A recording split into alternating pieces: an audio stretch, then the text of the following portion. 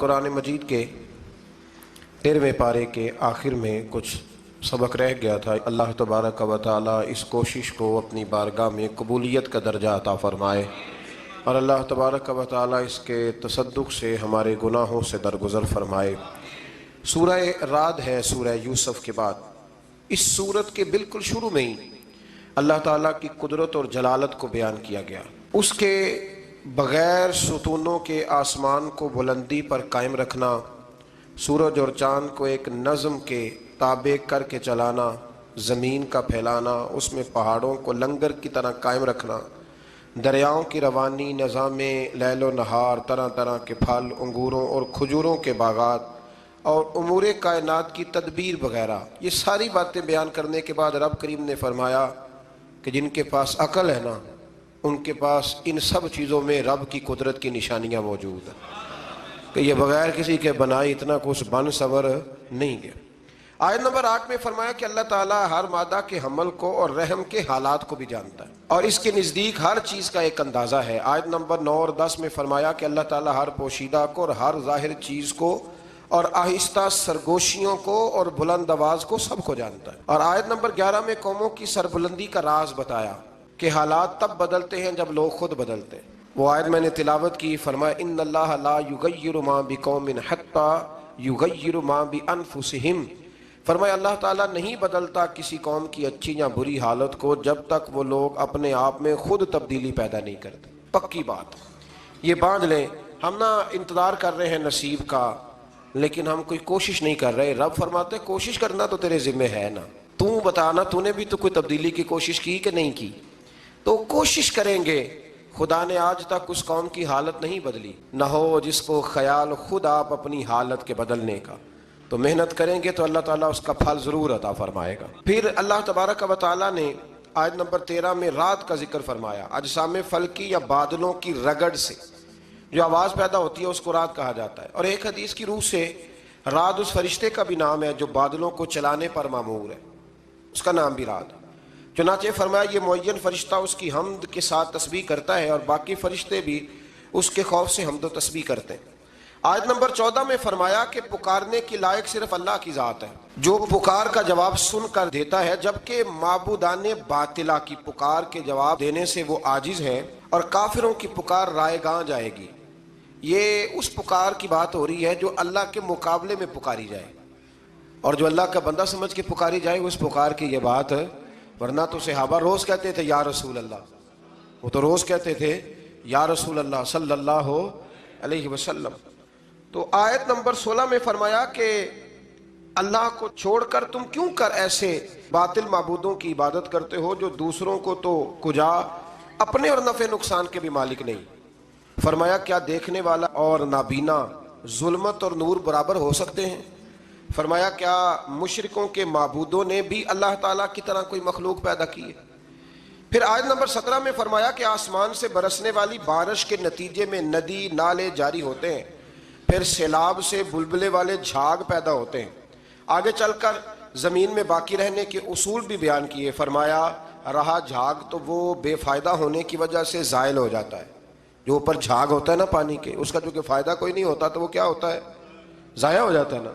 تو ارشاد فرمایا جا رہا ہے جو چیزیں لوگوں کو فائدہ پہنچاتی ہیں وہی زمین میں باقی رہتی ہیں، جو فائدہ پہنچاتی ہیں وہی باقی رہتی ہیں۔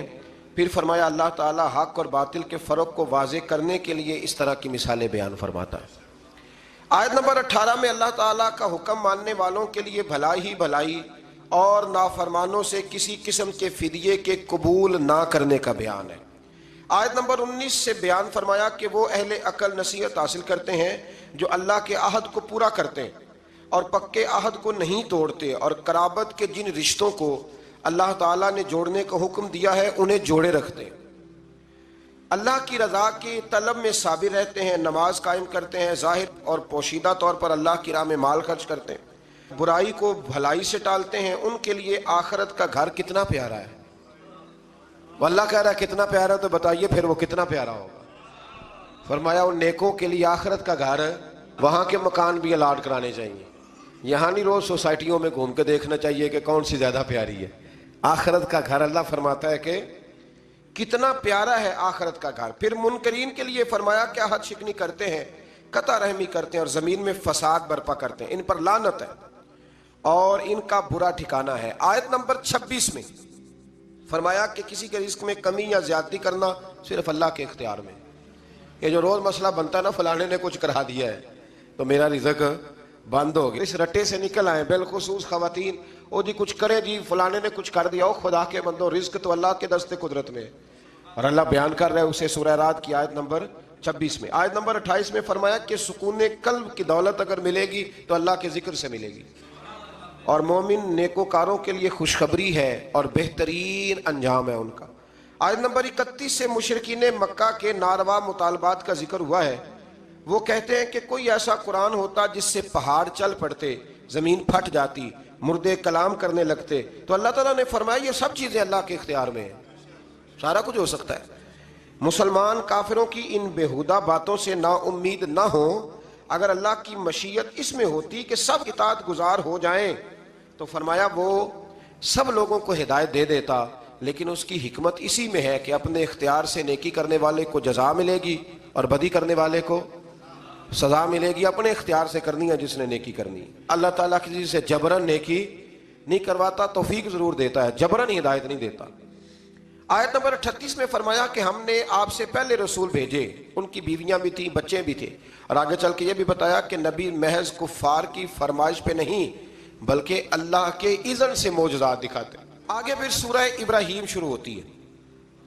سورہ ابراہیم کے شروع میں ایک بار پھر قرآن کریم کی حقانیت اور اللہ تعالیٰ کی قدرت اور اختیار کا ذکر ہوا ہے، لیکن کفار آخرت پر دنیا کو ترجیح دیتے ہیں، حق کی راہ میں رکاوٹ بنتے ہیں اور کجی کی تلاش میں طلبگار رہتے ہیں۔ آیت نمبر 4 میں یہ بتایا کہ اللہ تعالیٰ نے ہر قوم کے درمیان جو رسول بھی بھیجا وہ انہی کی زبان بولنے والا بھیجا، تاکہ وہ وضاحت کے ساتھ اللہ کے احکام بیان کر سکے اور لوگوں پر اللہ کی حجت قائم ہو جائے۔ جو رسول بھی آتے تھے نا، وہ جس علاقے میں آتے تھے اس کی زبان بولتے تھے۔ حضرت عیسیٰ علیہ السلام آئے تو عبرانی بولی جاتی تھی، تو جناب عیسیٰ نے بھی عبرانی بولنی شروع کی۔ میرے رسول کریم علیہ السلام کسی ایک قوم کے لیے نہیں آئے، حضور آئے ہیں اللہ کی ساری مخلوق کے لیے۔ تو کائنات میں جتنی بھی بولیاں بولی جاتی ہیں نا، ساری میرے نبی کو آتی ہیں، ساری میرے رسول کو آتی ہیں، کیونکہ روزے دے دوالے نے غلامہ دیاں ٹولیاں، اور ویکھو ایک پہ سن دے کروڑا دیاں بولیاں۔ تو یہ رسول کریم کا کمال ہے۔ اس سے آگے پھر آیت نمبر 6 سے ایک بار پھر حضرت موسیٰ علیہ السلام اور آپ کی قوم کا ذکر ہے کہ حضرت موسیٰ نے ان سے اللہ تعالیٰ کی نعمتوں کو یاد کرنے، اللہ کا شکر ادا کرنے اور ناشکری نہ کرنے کا کہا، اور فرمایا کہ اگر تمام روئے زمین والے مل کے بھی کفر کو اختیار کریں تو اللہ تعالیٰ کی قدرت اور جلالت میں کوئی فرق ہو سکتا نہیں، اور وہ تمام جہان سے بے نیاز ہے۔ آیت نمبر 13 سے بتایا کہ ہر دور کے کافروں نے اپنے دور کے رسولوں سے لا یعنی اور جہالت پر مبنی بحثیں کی اور اپنے آباء و اجداد کے دین پر ڈٹے رہے، اور انبیاء علیہ السلام سے معجزوں کی فرمائش کرتے رہے، اور جب لاجواب ہو جاتے تو انبیاء سے کہتے کہ تم ہمارے دین میں واپس آ جاؤ ورنہ ہم تمہیں جلا وطن کر دیں گے، اور انجام کار ہر جابر اور ہر سرکش کو اللہ نے ہلاک فرما دیا۔ آیت نمبر 18 میں بتایا کہ کافروں کے اعمال کی مثال اس راکھ کی سی ہے کہ سخت آندھی کے دن تیز ہوا کا جھونکا آئے اور سب اڑا لے جائے۔ اس کی تھوڑی سی تفصیل ضروری ہے، پھر سمجھ میں آئے گی۔ نیک عمل کا فائدہ مومن کو ہوتا ہے، کافر کو نیک عمل کا کوئی آخرت میں فائدہ نہیں ہوگا۔ اللہ فرماتے ہیں کہ جس طرح پہاڑ کے اوپر ریت پڑی ہو تو نہ تو اندر جا سکتی ہے اس کے، مثال دیکھیں کیسی شاندار ہے، پتھر پر پہاڑ پر ریت پڑی ہو، بس ذرا سی ہوا آئے گی تو وہ، یہ ان کے اعمال ہیں۔ ہمارے ہاں روز مثالیں دیتے ہیں، کتنے اچھے ہیں جی وہ، کتنے سیانے ہیں، اور وہی اچھا وہ ہوتا ہے جس کے دل میں رسول اللہ کی محبت ہوتی ہے، جس کے لبوں پر ایمان کی بات ہوتی ہے، وہ اچھا ہوتا ہے۔ یہ کیا بات ہوئی، کفر اندر رکھ کے کو جتنے مرضی اچھے اعمال کرے اس کا کوئی عمل اسے فائدہ نہیں دے گا۔ آیت نمبر 21 سے بتایا کہ سب کفار آخرت میں اللہ تعالیٰ کی عدالت میں پیش ہوں گے، ان کے کمزور اپنے بڑوں سے کہیں گے، کمزور اپنے بڑوں سے کہیں گے۔ ایک جملہ چلو کہہ دیتا ہوں، کمی چودھریوں سے کہیں گے، اور جن کو چودھری کمی سمجھتے ہیں نا، وہ پھر اپنے بڑوں سے، وہ جو سردار زبردستی زیادتیاں کرتے ہیں نا، ان سے پھر وہ کہیں گے کیا کہیں گے کہ دنیا میں ہم تمہاری پیروی کرتے تھے، کیا اب اللہ کے عذاب سے نجات کے لیے تم ہمارے کام آؤ گے؟ تم نے پارٹیاں بنائی ہوئی تھی اور چکروں میں ڈالا ہوا تھا، تو اب ہمارے کام آؤ گے؟ اللہ اکبر۔ وہ تو کہیں گے کہ ہمیں تو خود کوئی چھڑانے والا نہیں۔ اس طرح شیطان بھی اپنے پیروکاروں سے اپنا دامن چھڑا لے گا اور کہے گا تم نے اللہ کے سچے وعدے کو رد کیا اور میرے جھوٹے وعدوں کو مان لیا۔ وہ سردار اور وہ بڑے اور وہ لیڈر وہ سارے کہیں گے کہ ہماری تو اپنی جان نہیں چھوٹ رہی، اور شیطان کہے گا رب کے وعدے سچے تھے اور میرے وعدے جھوٹے تھے، تم تو زبردستی میرے پیچھے لگ گئے، سو تم مجھے ملامت نہ کرو بلکہ اپنے آپ کو ملامت کرو۔ اور اب ہم ایک دوسرے کے کام آنے والے نہیں ہیں۔ آیت نمبر 24 تا 26 میں اللہ تعالیٰ نے پاکیزہ کلمے کی برکات اور خبیث کلمے کی نحوست کو مثال کے ذریعے بیان فرمایا۔ آیت نمبر 28 اور اس کے بعد میں اللہ تعالیٰ کی نعمتوں کی ناشکری سے بدلنے والوں اور اللہ کے ساتھ شریک بنانے والوں کے لیے جہنم کی وعید سنائی گئی۔ آیت نمبر 31 میں فرمایا کہ میرے مومن بندوں سے کہہ دو کہ قیامت سے پہلے نماز قائم کر لیں اور زکوٰۃ ادا قیامت سے۔ اس کا ایک معنی علماء نے یہ بیان کیا ہے کہ مرنے سے پہلے پہلے جتنی نمازیں قضا ہیں ساری ادا کر لو، ساری، یہ بہانے بازی چھوڑ دو۔ اور فرمایا جا رہا ہے اس میں، اللہ نے فرمایا ہے کہ محبوب ان سے فرما دو کہ جتنے سالوں کی زکوٰۃ نہیں نہ دی حساب کر کے دے لو۔ جس کو پہلے بتا دیا جائے پھر وہ عمل نہ کرے تو پھر اس کا بہانہ چلتا ہے، تجھے پہلے نہیں بتایا تھا ہم نے، یہ کہتے ہیں کہ نہیں کہتے؟ اللہ تعالیٰ ہمیں سمجھنے کی توفیق عطا فرمائے۔ آیت نمبر 32 سے ایک بار پھر اللہ تعالیٰ کی کائنات میں پھیلی ہوئی قدرت اور جلالت کی نشانیوں کو بیان کر کے فرمایا اگر تم اللہ کی نعمتوں کا شکر شمار کرو تو تم شمار کر سکتے نہیں، بے شک انسان بڑا ہی ظالم ہے اور بڑا ہی ناشکرا ہے۔ کون کہہ رہا ہے؟ اوہو، بڑا ہی ظالم ہے اور بڑا ہی سارا کچھ لے کے بھی شکریہ ادا نہیں کرتا، روتا ہی رہتا ہے، روتا ہی ظلم کرتا ہے اپنی جان۔ آیت نمبر 35 میں حضرت ابراہیم اللہ تعالیٰ سے مکے کو شہر امن بنانے اور ان کو اور ان کی اولاد کو بت پرستی سے بچانے کی دعا اور بتوں کی مذمت کا ذکر ہے۔ آیت نمبر 37 میں اس واقعے کا ذکر ہے جب ابراہیم علیہ السلام اللہ کے حکم سے حضرت ہاجرہ کو اور حضرت اسماعیل علیہ السلام کو مکے کی بیاب و گیا زمین میں چھوڑ کے آئے اور رخصت ہوتے وقت اللہ سے دعا کی کہ اے ہمارے رب میں نے اپنی بعض اولاد کو تیرے حرمت والے گھر کے نزدیک بے آب و گیا وادی میں ٹھہرا دیا ہے تاکہ وہ نماز قائم رکھیں، تو لوگوں میں سے بعض کے دلوں کو ان کی طرف مائل کر دے تاکہ وہاں آبادی ہو جائے، اور ان کو پھلوں سے روزی عطا فرما۔ یہ مکے میں جتنی برکتیں حضرت ابراہیم کی دعا کی برکت سے ہیں، جو پھل آپ کہیں نہیں دیکھیں گے وہ بیت اللہ شریف جا کے دیکھیں گے۔ کسی شہر میں 5000 بندہ اضافی آ جائے نا، 5000 پکوڑے بھی ختم ہو جاتے ہیں، ہوٹلوں سے نان نہیں ملتے، چلو یہ والی مثال رہنے دیتے ہیں، وہ والی دیتے ہیں جو آپ کو جلدی سمجھ میں آ جائے، یعنی گیس بند ہو جائے تو ہوٹل سے روٹی نہیں ملتی، ہوتا ہے کہ نہیں ہوتا؟ تندوروں پہ رش پڑ جاتا ہے، حالانکہ وہی آبادی ہے روز والی۔ تو کسی شہر میں 5000 بندہ آ جائے نا تو قلت ہو جاتی ہے۔ تو مکہ وہ شہر ہے جس میں لاکھوں آ جاتے ہیں، 50 لاکھ بندہ حج پہ اکٹھا آتا ہے، پر رب فرماتا ہے کھاؤ ختم نہیں ہوگا، اس لیے کہ میرے خلیل نے دعا مانگ لی ہے۔ 50 لاکھ بندہ، راشن بڑھ جاتا ہے۔ مجھے بھی اللہ نے کئی دفعہ موقع دیا ہے، ایسا کبھی نہیں ہوا کہ روٹی کم پڑ گئی ہو، 2 کھلاؤ تو 6 کھا لیتے ہیں، یہ نظام ہے۔ حضرت ابراہیم نے دعا کر دی، کرنے والے نے بھی کمال کی اور قبول کرنے والے نے بھی کمال ہی کر دی، قبول کرنے والے نے۔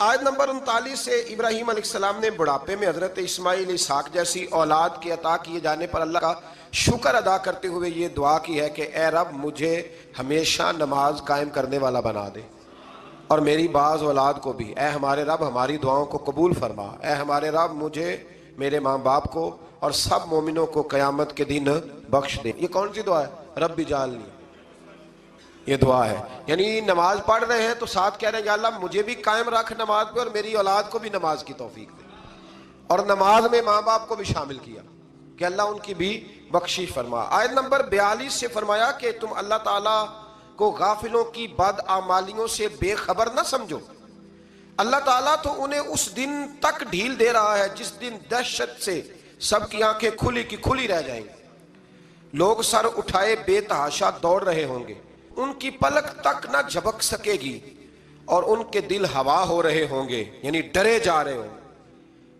اس دن ظالم یہ عرض کریں گے اے ہمارے رب ہمیں کچھ مہلت دے دے تاکہ ہم تیرے پیغام کو قبول کریں، تیرے رسولوں کی پیروی کریں۔ اللہ تعالیٰ فرمائے گا کیا تم نے اس سے پہلے یہ قسمیں نہیں کھائی تھیں کہ تم پر بالکل زوال نہیں آئے گا؟ تم ان لوگوں کے گھروں میں رہتے تھے جنہوں نے اپنی جانوں پہ ظلم کیا، اور تم پر یہ بھی بالکل واضح ہو چکا تھا کہ ہم نے ان کے ساتھ کیسا معاملہ کیا، اور ہم نے تمہارے لیے مثالیں بھی بیان کر دی تھیں، اور انہوں نے ایسی گہری اور خطرناک سازش کی کہ ان سے پہاڑ بھی اپنی جگہ سے ہل جائیں۔ اس طرح کی کافر سازشیں کرتے تھے نبیوں کے خلاف، اور اللہ کے پاس ان کی سازشیں لکھی ہوئی ہیں۔ تو تم اللہ کو اپنے رسولوں سے کیے ہوئے وعدوں کے خلاف کرنے والا نہ سمجھو، بے شک اللہ بڑا غالب انتقام لینے والا ہے۔ یہ 15واں جو روزہ آئے گا نا، یہ امام حسن کا یوم ولادت ہے۔ امام حسن کو زہر دیا گیا تھا، تو امام حسین کہنے لگے ان سے بھائی مجھے بتائیے آپ کو کس نے زہر دیا ہے؟ بڑا شاندار جواب دیا، یہ شاید اسی آیت کا ترجمہ کیا کہ اللہ غالب انتقام لینے والا ہے۔ امام حسن فرمانے لگے حسین اگر وہ بندہ نہیں جس پر مجھے شک ہے، اگر وہ نہیں تو میں تمہیں بے گناہ کا نام کیوں بتاؤں، اور اگر وہی ہے جس پر مجھے شک ہے تو حسین رب تجھ سے بہتر انتقام لینے والا ہے، میں اللہ پہ چھوڑتا ہوں، اللہ بہتر انتقام۔ کیسے شاندار لوگ تھے، کیسے شاندار لوگ تھے، عین قرآن کی تفسیر نظر آتے ہیں یہ لوگ۔ آیت نمبر 52 میں فرمایا یہ قرآن تمام لوگوں کے لیے پیغام ہدایت ہے تاکہ انہیں اس کے ساتھ ڈرایا جائے اور وہ یہ جان لیں کہ ایک اللہ ہی لائق عبادت ہے، تاکہ عقل والے نصیحت حاصل کریں۔ آیت نمبر 48 میں قیامت کے دن کی ہولناک ماحول کا ذکر ہے، جس دن زمین اور آسمان کی ماہیت بدل جائے گی، مجرم زنجیروں میں جکڑے جائیں گے اور ان کے لباس تار کول کا ہوگا اور ان کے چہروں کو آگ ڈھانپ رہی ہوگی۔ پھر آگے سورت حجر شروع ہو جاتی ہے، یہ مکی سورت ہے، اور پھر اس کا بیان جو ہے وہ جا کے شروع ہوتا ہے 14ویں پارے کے اندر۔ اللہ تبارک و تعالیٰ نے اس سورت کے آغاز میں ارشاد فرمایا آیت نمبر 9 میں کہ اللہ تعالیٰ کا قرآن مجید کی حفاظت کا ذمہ خود لیا ہے اللہ تعالیٰ۔ اِنَّا نَحْنُ نَزَّلْنَا الذِّكْرَ وَإِنَّا لَهُ لَحَافِظُونَ، فرمایا نازل بھی ہم نے کیا اور حفاظت بھی ہم ہی کریں گے، اور بلا شبہ یہ قرآن مجید کا اعجاز ہے۔ اسی سورت کی آیت نمبر 14-15 میں فرمایا کہ اگر آسمان کا کوئی دروازہ کھول دیں اور یہ منکرین خود اس سے چڑھ کر جائیں تو پھر بھی کہیں گے کہ ہم پر جادو کر دیا گیا ہے۔ یعنی جس نے نہیں ماننا اس نے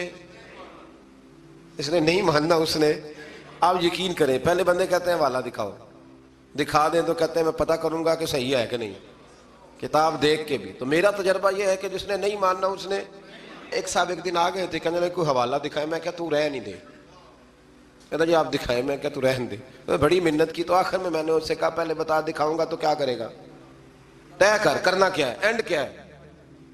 تو پھر مان گیا، کہنے لگا اگر آپ دکھا دیں گے تو میں انشاءاللہ مان جاؤں گا۔ تو میں نے کہا پھر افسوس کر کے نہیں ماننا، ماتھے پہ شکن ڈال کے نہیں ماننا، پھر ذرا خوشی سے ماننا۔ تو سارے وعدے کر کے نا پھر میں نے اسے حوالہ دکھایا، لیکن اللہ نے توفیق دی تو واقعی مان گیا، بات مان گئی۔ یہ بھی توفیق ہوتی ہے، ورنہ زیادہ بندے بات کو مانتے نہیں ہیں۔ آیت نمبر 17 میں بتایا کہ شیطان فرشتوں کی باتیں سننے کے لیے آسمانوں پہ جاتے ہیں تو ان پر آگ کے کوڑے برسائے جاتے ہیں، یعنی ان کا داخلہ عالم بالا میں بند ہے، پر وہ جانے سے باز آتے ہیں، یعنی شیطان باز نہیں آتا، اللہ کے بندے کئی تبلیغ چھوڑ دیتے ہیں، ان کا داخلہ بند ہے پر پھر بھی وہ باز نہیں آتا۔ آیت نمبر 19 سے زمین کے پھیلاؤ، اس میں پہاڑوں کے نصب کرنے، سبزہ اگانے اور دیگر وسائل معیشت کا ذکر ہے، اور یہ کہ تمام نعمتوں کے خزانے اللہ ہی کے پاس ہیں۔ آیت نمبر 22 میں اللہ تعالیٰ نے اپنی اس قدرت کا ذکر فرمایا کہ پانی سے لدے ہوئے بادلوں کو ہمارے حکم سے ہوائیں چلا کر لے جاتی ہیں اور پھر بارش برستی ہے، اور بلند فضاؤں میں سے کسی سہارے کے بغیر اللہ تعالیٰ ہی لاکھوں گیلن کے حساب سے پانی اسٹور کر رکھا ہے، بغیر کسی سہارے کے اللہ نے لاکھوں کے حساب سے، ٹنوں منوں کے حساب سے پانی سٹور کر رکھا ہے۔ وہی زندہ کرتا ہے، وہی مارتا ہے، اور سب کچھ اسی کا۔ اللہ اکبر۔ آیت نمبر 24 میں فرمایا کہ اگلوں اور پچھلوں سب کا علم اللہ کو ہے، اور وہ قیامت کے دن سب کو جمع فرمائے گا۔ بہت سارے لوگ ایسے ہوں گے جنہوں نے پردادا نہیں دیکھا ہوگا، دادا بھی کئیوں نے نہیں دیکھا ہوتا، تو اللہ فرماتا ہے میں تمہارے اگلے پچھلے سارے جمع کر دوں گا، اکٹھے کر دوں گا، ہو جائیں گی ملاقاتیں، سارے جمع ہو جائیں گے۔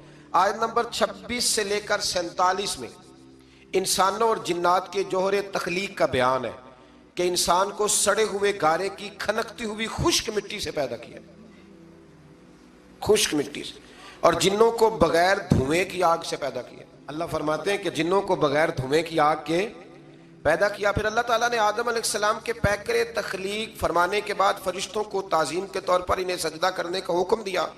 تمام فرشتوں نے سجدہ کیا مگر ابلیس نے انکار کیا، اور وجہ انکار اپنے جوہر تخلیق کو بتایا۔ پھر اللہ تعالیٰ نے اسے اپنے قرب خاص سے نکال کر دھتکار دیا، اور قیامت تک اس پر لعنت ہوتی رہے گی۔ شیطان نے دھتکارے جانے کے بعد قیامت تک کے لیے مہلت طلب کی، جو اسے مل گئی۔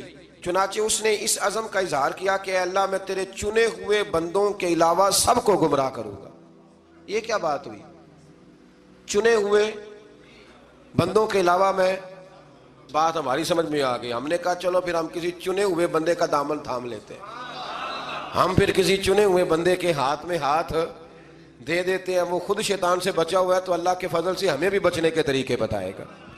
شیطان نے شروع میں کہہ دیا، شروع میں، کہ تیرے چنے ہوئے بندوں کے علاوہ سب کو گمراہ کروں گا۔ اللہ تعالیٰ نے فرمایا میرے منتخب بندوں پر تیرا داؤ نہیں چلے گا۔ ہاں، کچھ ہیں جنہیں دیکھ کے شیطان رستہ ہی بدل جاتا ہے۔ حضرت جنید بغدادی فرماتے تھے میں نے تو ایک دن باندھ دیا تھا اسے درخت کے ساتھ، میں کیا ہلیا تو ماراں گا، ہلنا نہیں ورنہ ڈنڈے ماروں گا، باندھ دیا تھا۔ اللہ کے بندے جو ہیں وہ ان کے قریب اگر آتا بھی ہے تو انہیں گمراہ کر سکتا نہیں، اس نے خود کہا تھا کہ میرا ان پہ داؤ نہیں چلتا۔ اللہ اکبر۔ اس مقام پر جہنم کے 7 دروازوں کا ذکر بھی اللہ تعالیٰ نے فرمایا ہے، اور ان کے ناموں کا اظہار بھی فرمایا ہے، اور پھر اسی مقام پر یہ بھی بتایا ہے کہ اہل جنت کے دل کینوں سے پاک ہوں گے۔ اہل جنت کے دل کینوں سے، آج جو بندہ دکان کھولے وہ ذرا سامنے والے کو غور سے دیکھے، کینہ تو نہیں سامنے والی دکان کا۔ آج بھائی سگے بھائی کو دیکھے کہ کینہ تو نہیں۔ تو جنتی ہونے کی موٹی سی علامت ہے، اگر سینہ پاک ہے تو بندہ جنتی ہے، اور اگر اندر کوئی مسئلہ ہے تو پھر مسئلہ دور کر لے تو اللہ انشاءاللہ جنت عطا فرمائے گا۔ اور اعزاز و اکرام کے سائے ایک دوسرے کے مقابل مسندوں پہ بیٹھے ہوں گے یہ جو کینے سے پاک ہیں۔ آیت نمبر 49 اور 50 میں فرمایا کہ میرے بندوں کو بتا دو کہ میں غفور اور رحیم ہوں، اور یہ بھی بتا دو کہ میرا عذاب دردناک ہے۔ یعنی خوف اور امید دونوں کو اختیار کرنا چاہیے، اس سے ڈرنا بھی چاہیے اور رحمت کی امید بھی رکھنی چاہیے۔ چند آیات میں حضرت ابراہیم اور لوط علیہ السلام کا واقعہ بیان ہوا ہے، وہ پہلے بھی میں شاید کل بھی ہم اس پر بات کر رہے تھے کہ جب وہ آئے تھارے فرشتے انسانی شکل میں، اس کی تفصیل گزر گئی۔ آیت نمبر 49 سے 84 تک اصحاب الایکہ اور اصحاب الحجر کا ذکر ہے۔ ان کے پاس اللہ تعالیٰ کی نشانیاں آئیں جس سے انہوں نے اعراض کیا۔ ان کے اندر تعمیری صلاحیتوں کا ذکر ہے، وہ بھی اللہ نے بیان کیا کہ بڑے ماہر تھے، وہ پہاڑوں کو کھود کر اپنے لیے محفوظ مکانات بنا لیتے تھے۔ لیکن ان قوموں نے انبیاء کو جھٹلایا تو یہ سب کچھ ان کو اللہ کے عذاب سے نہ بچا سکا، اور ان پر اللہ کا عذاب نازل ہوا۔ آیت میں قرآن مجید کی نعمت اور سورہ فاتحہ کا خاص طور پر ذکر فرمایا گیا۔ بہت بڑی شفا والی سورت ہے سورت فاتحہ، اور کافروں کے انجام پر رنجیدہ نہ ہونے اور مسلمانوں پر اپنی ساری محبت نچھاور کرنے کا بیان ہے۔ اس سورت کی آخری آیت میں فرمایا کہ اپنی آخری سانس تک اللہ تعالیٰ کی عبادت کرتے رہیں۔ بتایا کہ آخری سانس تک اللہ تعالیٰ کی عبادت، تو ملانکی دے جان گے جڑے کہندے نماز ہی کوئی نہیں، دربار کے ساتھ مسجد ہی کوئی نہیں، چکر ہی کوئی نہیں۔ او خدا کے بندو، عبادت کا پہلا درجہ ہے۔ اگر میرے رسول پاک شدید علیل ہو اور 2 صحابہ کے کندھوں پہ ہاتھ رکھ کے بظاہر سہارا لے کے بھی حضور نماز کے لیے پہنچ جائے تو کون سی طریقت پہ عمل کر رہا ہے؟ آخری سانس تک رب کی عبادت کرو۔ یعنی میرا دل کرتا ہے کہ اس آیت کے بعد دعا مانگیں کہ یا اللہ جان بھی اس وقت نکالنا جب سجدے میں ہو، اور یا اللہ دنیا سے اس وقت لے کے جانا جب تیرا ذکر جاری ہو، یا اس وقت لے کے جانا جب تیرے نبی کی نعت پڑھ رہے ہو یا سن رہے ہو، عبادت میں لے کے جانا، عبادت میں، کیونکہ وہ کہتا ہے نا آخری سانس تک میرا ذکر کرو، آخری سانس تک میری عبادت کرو۔ آگے پھر سورہ نحل شروع ہو جاتی ہے۔ یہ نحل نا شہد کی مکھی کو کہتے ہیں، یہ شہد کی مکھی کہتے ہیں۔ دیکھیں اللہ تعالیٰ نے کن کن چیزوں کے نام پر ماشاءاللہ اپنے فضل سے صورتوں کے نام بیان فرمائے۔ اس صورت کے اکثر مضامین میں اللہ تعالیٰ کی توحید اور استحقاق عبادت میں منفرد ہونے اور اس پر بے شمار دلائل کا ذکر فرمایا گیا۔ اس میں شرک کی مذمت ہے، اور جو منکرین عذاب آخرت ہے ان کے لیے وعید ہے، اور نبی رحمت علیہ السلام کی نبوت اور رسالت کے اسبات کا بیان ہے۔ اس سورت کی آیت نمبر 5 میں چوپایوں کی پیدائش کا ذکر ہے، جس میں انسانوں کے لیے کئی طرح کے فوائد ہیں۔ یہ انسانوں کے لیے راحت کا سبب ہے، ان میں بعض جانوروں کو کھایا جاتا ہے اور بعض میں دیگر فوائد ہیں، جیسے بھیڑوں کی اون سے گرم لباس حاصل کیا جاتا ہے، کچھ بار برداری کے کام آتے ہیں، کچھ سواری کے کام آتے ہیں جیسے گھوڑے، خچر اور گدھے وغیرہ۔ آیت نمبر 9 میں جبری ہدایت کی نفی ہے اور فرمایا کہ اللہ تعالیٰ نے سیدھے رستے کے بیان کو اپنے ذمہ کرم پہ لیا ہے اور گمراہی اور ہدایت کو قبول کرنا انسان کے اختیار میں دے دیا ہے۔ اللہ فرماتا ہے میں تمہیں راستے بنا کے دے رہا ہوں، اب تم نے خود فیصلہ کرنا ہے کہ تم نے ہدایت کے راستے پہ چلنا ہے کہ گمراہی کے راستے پہ۔ آیت نمبر 11 سے زمین سے پیدا ہونے والے پھلوں اور نعمتوں کا ذکر ہے، اور یہ کہ شمس و قمر اور ستارے اسی کے حکم کے تابع۔ انسان سمندر پر سواری کر کے تلاش رزق کے لیے سفر بھی کرتا ہے اور مچھلیوں کا شکار کر کے تازہ گوشت کھاتا ہے۔ سمندروں ہی سے مختلف قسم کے زیورات میں استعمال ہونے والی چیزیں نکلتی ہیں۔ اس کے بعد زمین میں پہاڑوں کے گاڑنے، نہروں اور منزل پانے کے لیے راستوں، نشان منزل اور ستاروں کا ذکر فرمایا۔ ان تمام نعمتوں کا تفصیل کے ساتھ ذکر کرنے کے بعد فرمایا اگر تم اللہ کی نعمتوں کو گننا چاہو، شمار کرنا چاہو تو تم گن کوئی نہیں سکتے، اللہ کی نعمتوں کو گن سکتے؟ اللہ اکبر۔ آیت نمبر 20 سے مشرکوں کے باطل معبودوں کی بے بسی اور بے کسی کا ذکر ہے کہ وہ خود مخلوق ہیں، وہ بے جان ہیں، نعمت حیات سے محروم ہیں، انہیں خود اپنے انجام کا کچھ پتہ نہیں، جبکہ مسلمانوں کا معبود اللہ وحدہ لا شریک ہے اور ظاہر اور باطن کو جاننے والا ہے۔ آیت نمبر 25 میں بتایا کہ جو لوگ گمراہوں کے رہنما ہیں ان کے بھی رہنما ہوتے ہیں، بالکل ہوتے ہیں۔ فرمایا جو لوگ گمراہوں کے رہنما ہیں وہ اپنے گناہوں کا بوجھ بھی اٹھائیں گے اور جن کو انہوں نے گمراہ کیا ہے ان کا وبال بھی انہی پہ پڑے گا۔ بڑی احتیاط سے مرشد بننا چاہیے، بڑا شوق ہے لوگوں، اللہ جانتا ہے، بڑا شوق ہے۔ اب تو آسان ہو گیا یہ کام کرنا، لیکن آپ کو پتہ نہیں کہ کتنے لوگوں کا بوجھ اٹھا رہے ہیں، آپ کو کتنا پھونک پھونک کے چلنا ہے۔ رہنما بننا، مقتدا بننا، یہ شہادت گاہ الفت میں قدم رکھنا ہے۔ لوگ آسان سمجھتے ہیں مسلمان ہونا، یہ بڑا مشکل سا کام ہے، سوچ سمجھ کے۔ اب تو اللہ خیر کرے وہ خلافت بھی اس طرح بٹتی ہے جس طرح ریوڑیاں بٹتی ہیں، اور اس کو کچھ پتہ ہے کہ نہیں پتہ ہے، بس ٹھیک ہے وہ، اور کچھ نہیں تو لائنیں تو سیدھی لگا ہی لیتا ہے نا۔ میرے پاس ایک سنگی آیا کرتے تھے، اپنے پیر صاحب کی بڑی کرامتیں سناتے، بڑی۔ اب آپ کو پتہ ہے تھوڑا سا بندہ انکار کر دے تو بے ادب بھی ہو جاتا ہے، تو سننا پڑتا ہے جیسے بھی ہو، ورنہ آپ کو لوگ بد اخلاق کہیں گے۔ وہ بڑی کرامتیں سناتا ہے، تو ایک دن سویرے سویرے آ گیا، کہنے لگا بھائی جان نے طلاق دے دیا بیوی کو، تو مسئلہ پوچھنا تھا۔ تو میں کہا پیر صاحب نے پوچھا، وہ میں کہ روز جنہیں دی گل کرنا ہے انہوں نے پوچھنا جا کے مسئلہ، ایسا تو نہیں تھا نا کہ صحابہ فیض حضور سے لیتے تھے اور مسئلے کسی اور سے پوچھتے تھے، یہ تو نہیں تھا نا۔ میں پیران نے پوچھ کہندا انہوں نے تو نہیں نہ ہوندا، انہوں نے مینوں آکھیا کسی عالم نال گل کر۔ میں کہ کمال گل ہے نا، مسئلہ عالم دسے تے پیری مریدی جہل کرے، یہ عجیب فضول بات ہے نا۔ بھائی مسئلہ دس بتانا بھی تو رسول اللہ کا دین ہے نا، یہ اصل دین تو یہ ہے نا نبی پاک کا دین، بتانا اور عمل کرنا۔ اسی طرح ایک صاحب سے میں نے کہا کہ اپنے ہمارے پیر صاحب کے کوئی فکری باتیں، مرشد تو ہوتا ہے کہ ہر موضوع پر وہ ہماری رہنمائی کرے، یعنی کوئی سبق ایسا رہے نا کہ جو اس نے سنایا نہ ہو، پڑھایا نہ ہو۔ تو کہنے لگے ہمارے حضرت صاحب تقریر نہیں کرتے، وہاں تو کوئی اور جمعہ پڑھاتا ہے۔ تو میں کہا انہوں آج 4 کتابیں لے کے پڑھے، ہاں کوئی دین کی بات اس سے باہر آئے، آپ کی مہربانی باہر آئے۔ میدان علم میں جب یہ لوگ جاتے ہیں نا جی، پھر انہیں کوئی جواب نہیں آتا۔ وہ تو لال رومال والا ہے نا، وہ دیکھ لیتا ہے جاہل پیر کون سا ہے، اس کو جا کے سوال پوچھتا ہے، پھر وہ ویڈیو بنا کے تو ظلم کرتا ہے، وہاں سے فرقہ واریت پھیلاتا ہے۔ اب ہم کیا کریں، ہمارے کھاتے میں لوگ ہی ایسے پڑ گئے۔ وہ کچھ عرصہ پہلے نا ایک بابا پکڑا گیا، تو پتہ نہیں کچھو کما پیر تھا کہ کیا تھا، ہے تھا نا کوئی کچھوا پیر کے کیا ہے تھا نا جی ایسا۔ تو مجھے ایک صاحب نے نا اس نے ویڈیو بھیجی، کہنے لگا جی یہ پیر پکڑا گیا۔ میں کہ ساڈا نہیں ہے، تسی رکھ لو۔ پاگل دا کی کرنا ہے، میں کہ تسی رکھ لو نا، چونکہ ہمارے کسی بندے نے نہ اپنے پیج پہ لگایا نہ اس کو، تو غیر ہی اس کو پروموٹ کر رہے تھے سارے۔ تو میں کہ تسی رکھ لو، ایسا ایسا کی کرنا ہے۔ ہمارے کسی جلسے میں کبھی دیکھا آپ نے ایسا پیر؟ ہم سنی علماء جتنے بھی الحمدللہ کام کرنے والے، وہ ایسے جالوں کو دعوت، تو ایسے ہی آپ ہمارے کھاتے میں ڈال رہے ہیں۔ تو اس لیے مہربانی کریں، مقتدا اور رہنما وہ بندہ ہوگا جس کے پاس کوئی چیز ہوگی۔ اللہ تبارک و تعالی ہمیں سمجھنے کی توفیق عطا فرمائے۔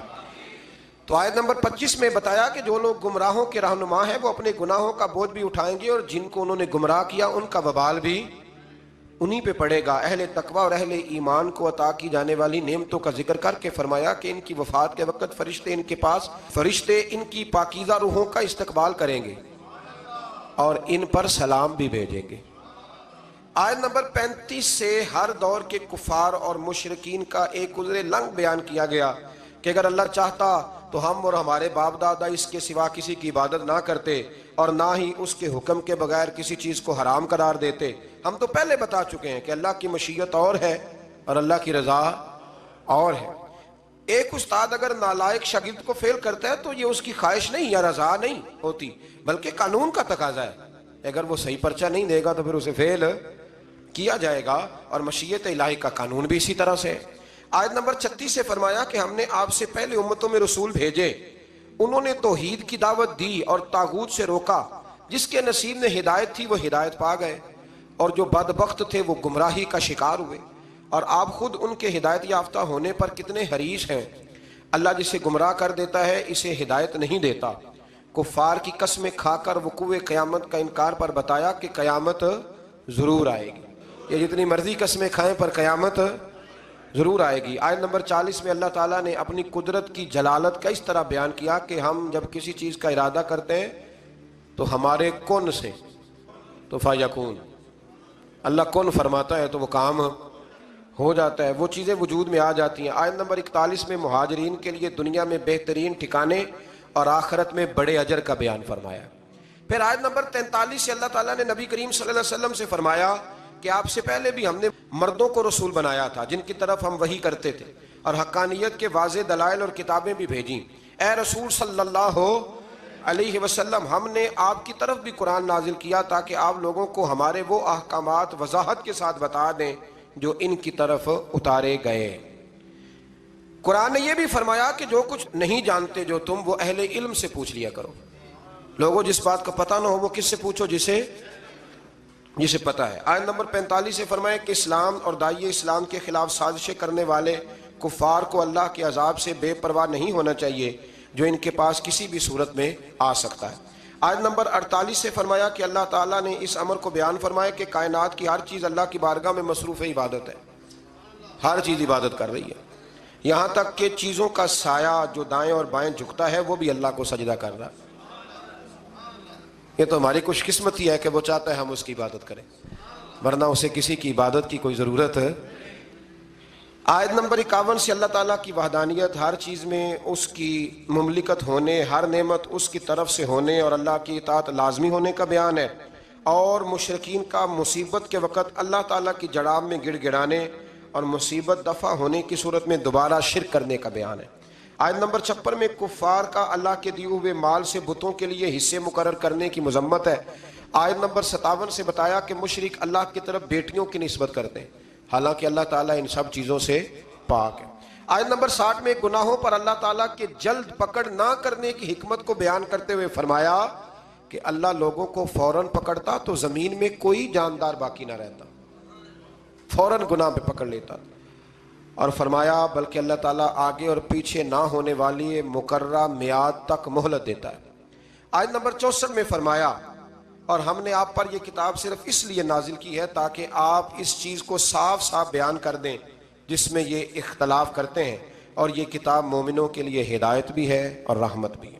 آیت نمبر 66 سے اللہ تعالیٰ کی قدرت کی نشانیاں بیان کی گئیں، اور دودھ دینے والے جانوروں کے پیٹ میں خوراک جاتی ہے، ان کے معدے کے ایک ہی کارخانے میں رنگین، بدبودار اور ناپاک گوبر پیدا ہوتا ہے اور اسی میں خون بنتا ہے، اور ان دونوں ناپاک رنگین چیزوں کے درمیان ہی میں چاندی کی طرح چمکتا ہوا شفاف اور سفید اور پاکیزہ دودھ بھی بن جاتا ہے۔ ایک ہی چیز وہ کھا رہے ہیں، تو رب فرماتا ہے میں نے ان کے معدے میں ایسا کارخانہ لگایا ہے کہ کئی چیزیں اس سے پیدا ہو رہی ہیں۔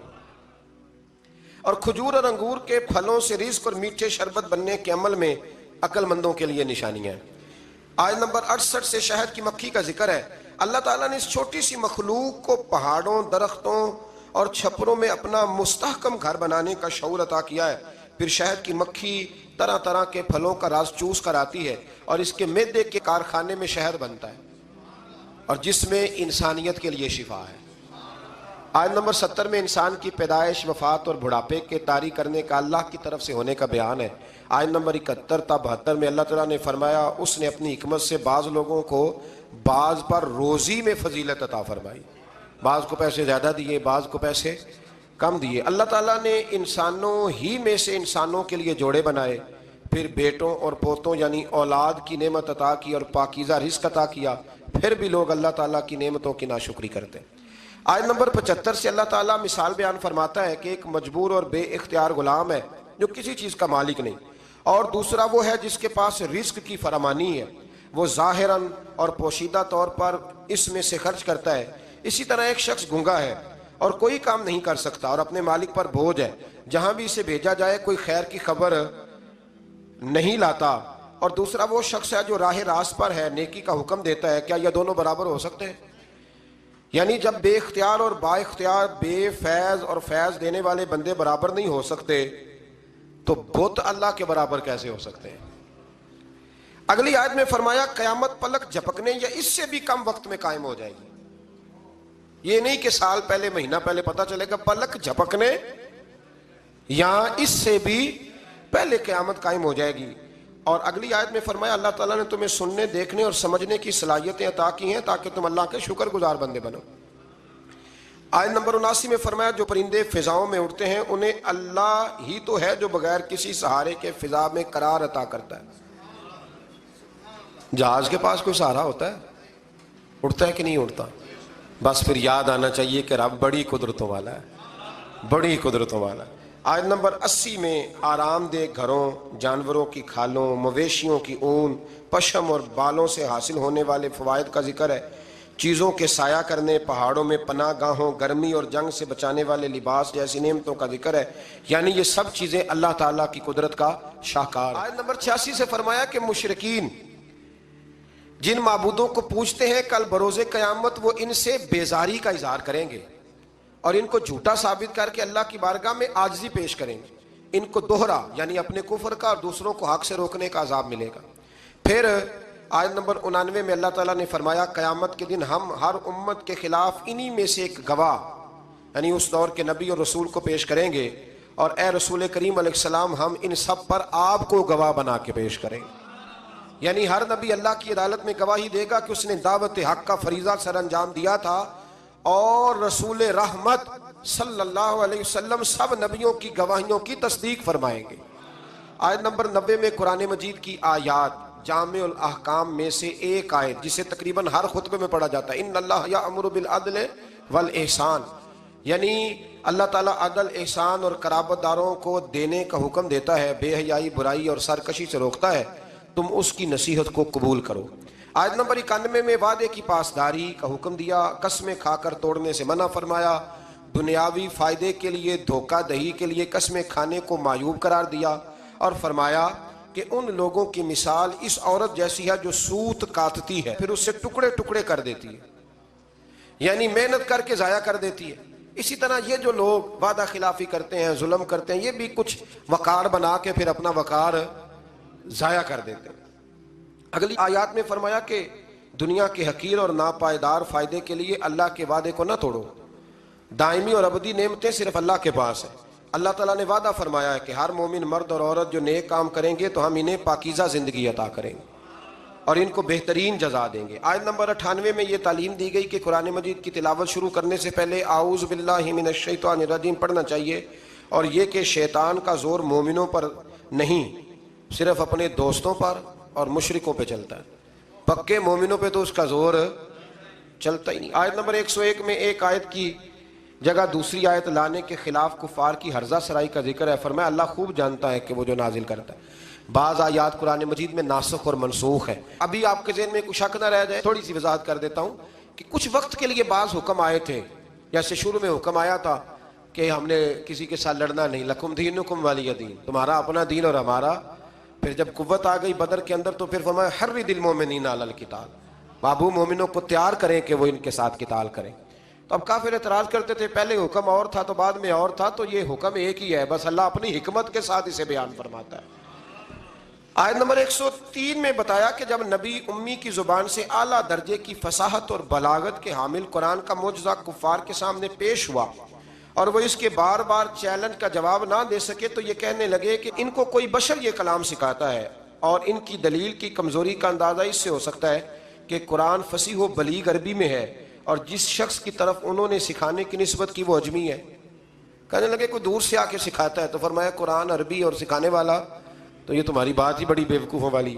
آیت نمبر 106 میں ایک حکم بیان ہوا ہے کہ اگر کوئی مسلمان کفار کے نرغے میں آ جائے، ان کے ہاں قید ہو جائے اور کافر اسے قتل کرنے کی دھمکی دے کر کلمہ کفر کہنے پر مجبور کریں، اگرچہ عزیمت تو یہ ہے کہ جان چلی جائے مگر کلمہ کفر زبان پر نہ آئے، مگر پھر بھی کم ہمت لوگوں کو یہ اجازت دی گئی ہے کہ اگر دل میں ایمان پر قائم ہیں تو جان بچانے کے لیے کفر کہنے سے انسان ایمان سے محروم نہیں ہوتا۔ یعنی دونوں باتیں بیان کر دیں کہ ڈٹ جاؤ گے تو درجہ بڑا ہے، لیکن اگر جان بچانے کے کلمہ کفر کہہ دو گے تو اللہ سزا نہیں دے گا۔ آیت نمبر 112 میں اللہ تعالیٰ ایک بستی کی مثال بیان فرماتا ہے کہ وہ بستی بے خوف و خطر تھی، ہر طرف سے اطمینان تھا، ہر جگہ سے بستی والوں کے لیے کشادہ روزی آتی تھی، پھر انہوں نے اللہ تعالیٰ کی نعمتوں کی ناشکری شروع کر دی تو اللہ تعالیٰ نے ان کی بدعمالیوں کے سبب ان کو بھوک اور خوف کے لباس کا مزہ چکھایا، یعنی ان پر بھوک اور خوف کو ایک عذاب کی صورت میں مسلط فرمایا۔ بہت سارے لوگوں کو اللہ مال دیتا ہے تو شکر کرنے کی بجائے غلط کاموں میں لگ جاتا ہے، پھر ان پر عذاب آتا ہے۔ آیت نمبر 114 میں اللہ تعالیٰ کے دیے ہوئے حلال اور طیب رزق سے کھانے اور اس کا شکر ادا کرنے کا حکم فرمایا۔ آیت نمبر 115 میں اللہ تعالیٰ نے 4 قطعی حرام چیزوں کا ذکر کرنے کے بعد فرمایا اگر کوئی حالت مجبوری میں ہو اور جان بچانے کے لیے کوئی حلال چیز میسر نہ ہو تو محض جان بچانے کی حد تک ان کا استعمال کر سکتا ہے۔ آیت نمبر 116 میں خود ساختہ حلال اور حرام کے قوانین مقرر کرنے کی مذمت ہے۔ آیت نمبر 119 میں ایک بار پھر اس رعایت کا بیان ہوا ہے کہ اگر بندہ نادانی میں گناہ کر بیٹھے اور احساس ہونے پر سچے دل سے توبہ کر کے نیکی پر کار بند ہو جائے تو اللہ اس کے گناہوں کو معاف فرما دے گا۔